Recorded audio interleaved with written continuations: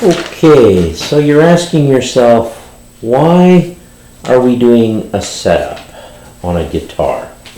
There are multiple reasons why you would want a high quality setup performed or do it yourself. For one, if you bought a new instrument and it's in the North Pole, South Pole, Africa, dry Arizona summer heat, wet Florida environment, humidity and dryness affects the wood, affects everything on your guitar. Your guitar is a mechanical marvel. It's also a mechanical nightmare when things go wrong. So you want to be able to do a sort of like a tune-up to your guitar. And so putting a setup together puts your guitar in playing condition. And on top of that, different players like different setups on their instruments. Do you want the strings low? Do you want them high? Etc., etc. So, in terms of why we do a setup, first of all, your neck on most guitars, other than classical guitars, are radiused, which means that this neck right here has a curvature to it. That means that if your strings are set up to be straight across, they actually are further away out here on the ends than they should be, because your neck, your fretboard here, is radiused. So we want to do a setup to make sure that the nut located at the top here is radiused with respect to your fretboard, and your strings will follow the nut's contour. That helps make better playing. On the other side, there's a bridge at the other end of your guitar. It also is typically radiused. Depending on the manufacturer and the bridge type used, it also can be radiused. For example, on a Fender Stratocaster. Now on Gibson type guitars that have the tune-o-matic bridges, those radiusing activities don't take place because they use a different kind of bridge.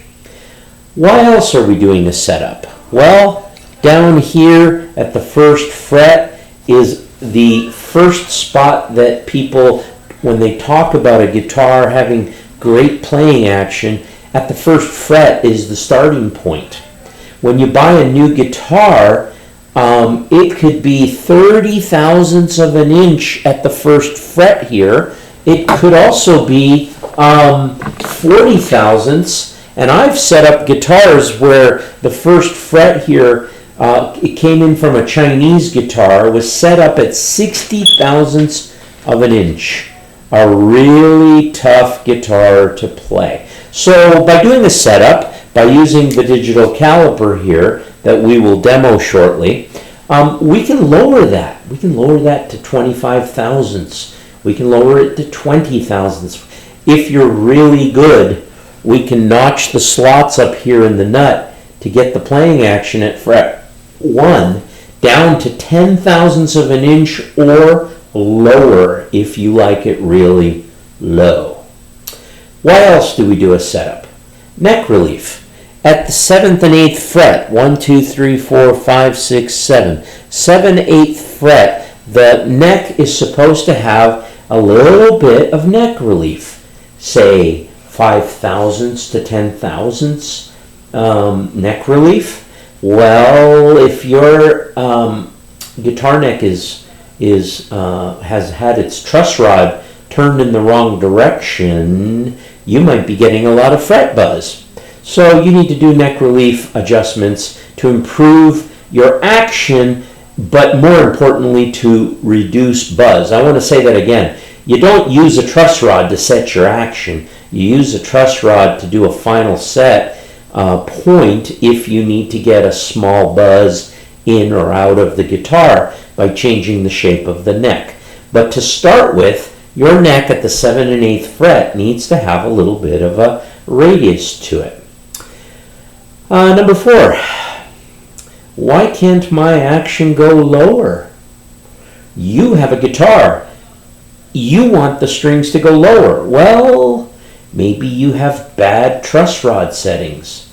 You're not at that 5 or 10 thousandths relief point. Maybe your frets, if you have a used guitar, maybe your frets are not level. Maybe they've worn out. Maybe they were never level to begin with. Maybe you bought a new guitar, a Gibson out of China, and the frets are all over the place. So you need to do a fret level. That can be done through a setup. It's a little more expensive, but it can be done. Neck angles. The Gibson types have a certain neck angle that they're glued into place with. And if the neck angle's off a little bit, your playing action will be too high or too low, causing a lot of fret buzz. So we look at all these things when we do a setup. Setup also includes something called setting the intonation, which these videos are not a part of right now, but needless to say, a good setup includes setting your final intonations down on the bridge when you're done.